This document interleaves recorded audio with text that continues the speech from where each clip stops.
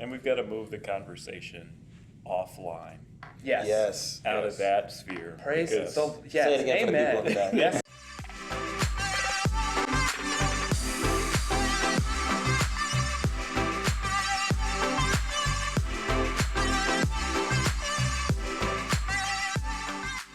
So we just got through preparing the online service for our look at standing together, a conversation about racial unity here at New Life Church.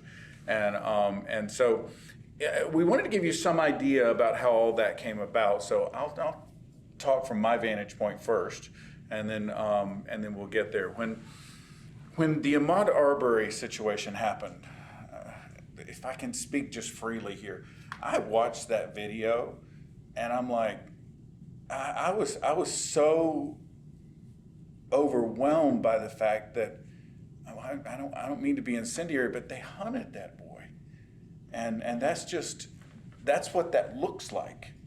And when you go on a hunt in the South, and I just looked at that and was just, so I commented on it. I don't tend to comment on anything like that before that, but I did. And then it got followed by the George Floyd thing, and oh my word, there's just, you can't, I don't know how anybody in their mind could somehow say there's any support for that action. And so I commented on it again. As we began to comment, the other pastors were commenting on all these things as well. A group got together and came to meet with us because, again, in all transparency, and I don't want to shock anybody, but I've been the pastor here for 21 years, and I'm white. And so that means that a lot of the leadership around me ended up being white. And sometimes that happens by default. And while we're trying to see that transition now, it's not as fast as we had hoped or as fast as it could be. And so a group of African American leaders in the church said, "Hey, we want to talk to you."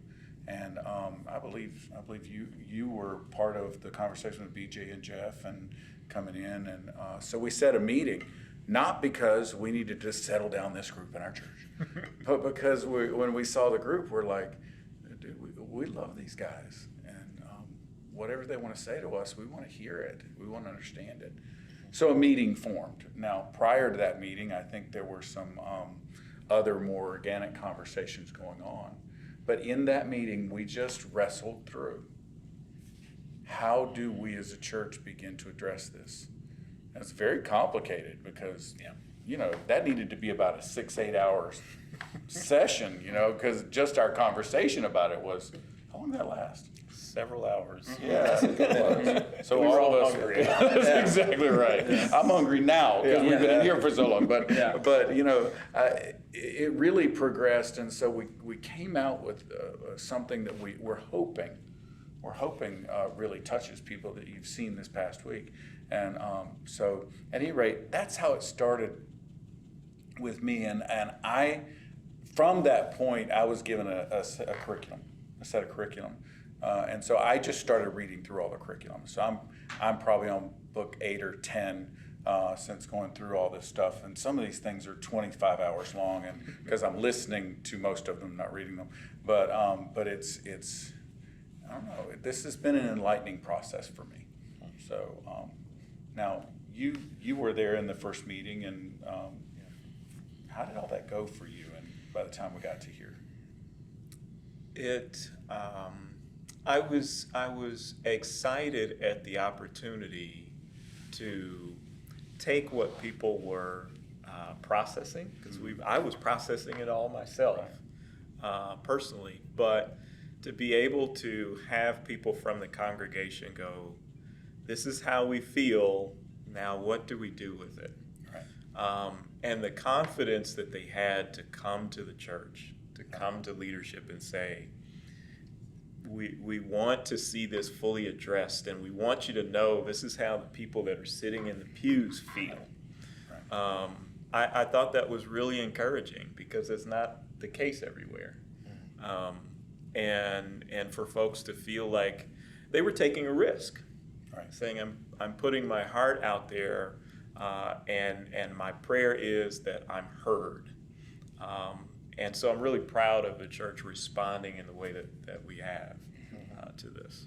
I think if we could make, just to speak into that for just a minute, and I don't really know other than these conversations how we do this, but if we could somehow make the church a safe place, because nobody feels safe in this conversation, you know, and I realize that it's not, these things aren't equivalent to each other, but nobody feels safe in the conversation, and the church at least needs to try to be a place that is safe. So I know in that first meeting, like Patrick, you jumped into that meeting and you had a lot of good things to say there. So When we had the meeting, I went in with it, like I said, excited about it, but also there was a comfort level in it because I knew everyone in the room. You know, so it wasn't like one of those things like I'm going to put my heart out and say something that how I feel to a bunch of strangers that are probably going to be like, oh, like, what is this kid talking about? But like it was people that I was close with, people that I was cool with. Like our relationship is more than just oh, Mr. Mike. Like there's a relationship there. And the other part about it, that conversation was that it was very, it was a long process. But that's because we all had to understand, like to get there. Like it was a safe environment, but the conversation was like, this is going to expose a lot of us to like, so it felt very much like there was a level of this like of some insecurity with it because it's like this is a safe place, a safe room, but that conversation's already just kind of like it can be rough, but it wasn't presented roughly. Like you know, we all got to say our piece, we all got to understand each other, and there were some enlightening moments that happened. Like I never would have known that, or there were moments of just like wow. it did get very real fast. It got real. It got real real fast. but everybody stood their ground and showed grace. Yeah, so it wasn't like there was no like animosity or anything. It just, that was the best way to say it. It got real fast. It wasn't one of those like, hey, so let's talk about something else. And then like we addressed the elephant in the room and we just got real because the people in there could handle that. It was what was needed in that moment for everybody to get real. Yeah. Because there are so few safe spaces where we can have that sort of discussion and walk away from it as friends and even deeper as brothers in Christ. Right. And so for us to get to the point where, you know, getting real is getting real. Yeah, it got real. You know, some words were said that weren't very Christian. Yeah. But that's, you know, I think one of the realities of if we're going to be real Christians, We're going to be brothers. if we're going to be brothers, then we've got to be able to fight. We've got to be able to disagree. And we've got to be able to listen to one another. And all of that happened. And the product that's come out of that is really something beautiful. Yeah, It is. I think for me, in those meetings and just throughout this whole process, I always thought I was listening. But you realize, and you guys, I think almost every interview brought it up, there's these unconscious biases where it's like, man, like, yeah, I'm listening or I'm telling you I'm listening, but I have this history in my family, or I have this history of being raised in this area, or these things that I have held to that I might listen in the moment, but I'm not actually hearing you. I do that. I've noticed today. I do that with Elizabeth all the time, and it's starting to get me in real trouble now that we have Waylon. But anyway, like Time to pray for him. yeah, seriously, no. But she'll be saying something, and I'll be like, okay, I heard every word, but I didn't get a single thing that you said, and I realized that in those meetings. Yeah. It was like, man, I love all of the guys that were in those meetings, but I've listened to your stories, and I've listened, and I've read your posts, and all these things started coming out, but like, there were just parts that I wasn't able to understand. And until we sat down and it was like, no, this is how I feel. This is what it means to be black, or this is what it means to look at my kids and have these conversations. And it's just like, it was so eye-opening. And I'm always one that wears my emotions on my sleeve. I think everyone knows that about me. And so I cried a lot in those meetings because it was just like, I've preached about this love that we all follow about Jesus and all these things, and yet I started to stop looking at myself, and I really did start feeling colorblind. And I was like, why is this a big deal? Why does this matter? And I don't know, that's just kind of where I left at. for such a long period of time working here. I felt that way, and no one knew that and whatever, but it wasn't until it's like, man, I have to get deeper into relationship with the people around me, and we had some of those conversations that were so hard in those moments for me. It's like, just, you could feel that ironing, sharpening iron process happening, and that hurt. Sparks were flying, and things were said, and disagreements that I probably still hold to some today about how we feel, but it's striving towards that grace and having that grace. Because you guys were part of, you guys did the interviews. You captured the interviews. So I know you and Josh worked on that, and Pat, you worked some on that with them as well. Yeah. And Pat, you just killed it in your interview. That was excellent. But that was hours and hours. I mean, how many hours did you guys put in? There's probably, I mean, the whole project together, there's probably, He doesn't want to think I don't even know. a lot of hours I mean, with all the staff, there's probably more than 100 man hours in this whole service. Yeah. But the interview piece, we had, I would say, close to or maybe over 10 hours of footage just from the 5 interviews that we did. And we got those all done in a week, and it was a crazy week. It was Josh, Abby, Dave, and myself for most of them, like on the road shoots. And so we lived off Red Bull for that week, but it was so cool. And it was beautiful just to see that. It was beautiful and sad in the same way of like, man, all of the interviews had so many similar threads that were devastating. Right? Just to hear that this is still a problem. I think Ashley said it so well. It's like, yeah, racism is still a problem in America. Like, and because of my experience, but it was also just beautiful because I can't argue with your story. Right. That's right. I can argue with the post on Facebook, even though most of the time, and this happened to me, doing the interviews in those weeks is like, man, I read so much tone and just my own self into what I read on Facebook and stuff like that, which when you get in front of someone, you hear the tone, you hear the grace, you hear the love. That doesn't get translated always. Right. And so I had to really check that when we were doing the interviews. But I can't argue with your story.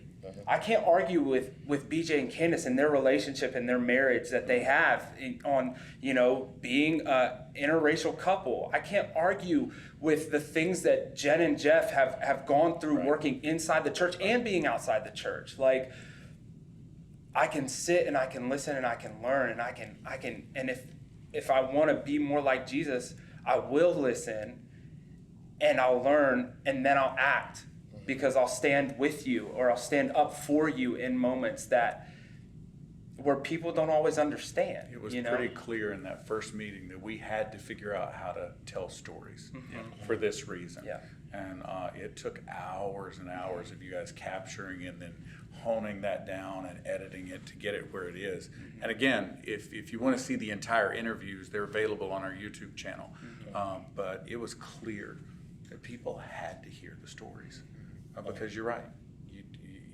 I suppose some people can argue with anything. Yeah. But you really should not. You really should not argue with another person's story because this is what they experienced, and what they're giving you as a gift is this is how I experienced it. This is how I felt in it. And when we understand each other's story, I think we make progress. That's actually what I hope comes out of this whole project. Is that people hear each other's hearts and hear each other's stories, and we'll be able to move forward. And we're not going to solve racism, not probably in any of our lifetimes. That's it. Oh, I kind of want to do it in my lifetime. Maybe If we could solve a sin, that would be pretty nice. Yes, true. Fair enough. We're not going to solve American racial tension. I'm hoping maybe that by my grandkids. By the time they're in charge, a lot of this will be kind of gone. Yeah. But it won't go away entirely because you're right. You don't solve a sin. So, but hopefully we can get people talking, get people together. That's the goal of the project because we believe the church, Jesus is always the answer, and the church is the vessel he uses to communicate that answer to the world. Yeah. That's right. I think one more thing is that this whole project is really a starting point This is, we put so much emphasis in those meetings and throughout the whole process of like, we don't want to be reactionary to when one of these videos comes out or when one of these situations happens, because that's not what we believe the church should be. Right. We should be at the forefront of this, like you guys said in the sermon for this weekend, which was so powerful, is like the civil rights movement was led by the church, and we need to pick up that mantle. And so like that's my goal for this whole thing, is that this is really a starting point. This is something that we talk about, regularly with small groups, with people inside the congregation, because talking about it and living life together is the solution. If we're striving after Jesus and doing life together, then we're gonna see change. And his grandkids are our kids. So that means that we will see this. I mean, I need to be healthier, but we will see this in our lifetime. I fully believe that. So, Yes, sir. Yes, yeah. sir. And we've got to move the conversation offline, Yes. out of that sphere. Praise because- yes. Say it again for the Amen. people in the back. Yes, amen. Yeah, look at you. You gotta. I know you're watching this now. Yes. Yeah. You gotta get off Facebook. In order for change to happen, it's got to move out of that medium into this. Well, you used the phrase in the weekend service. You used the phrase, "I want to diversify my dinner table." Amen. Well, that is precisely what's got to happen. Yeah. I need fried chicken and a casserole. Mac and cheese. I need. That's how I put Can that. I come to the fried chicken I dinner? need kimchi. Skip the casserole. and- I need arroz con pollo and kimchi. Yes. You know, Okay. We can do that. We can do that. So, all right. All right. All right, guys. Well, thanks. Thanks for all the work all of you put into it, and all the folks behind the camera, which right now is just one, but there's a whole lot more represented. And so, I just want to thank you and thank God for giving us the opportunity to try to work together to bring the family together here, and maybe be an example for the family in other places. Amen. Amen.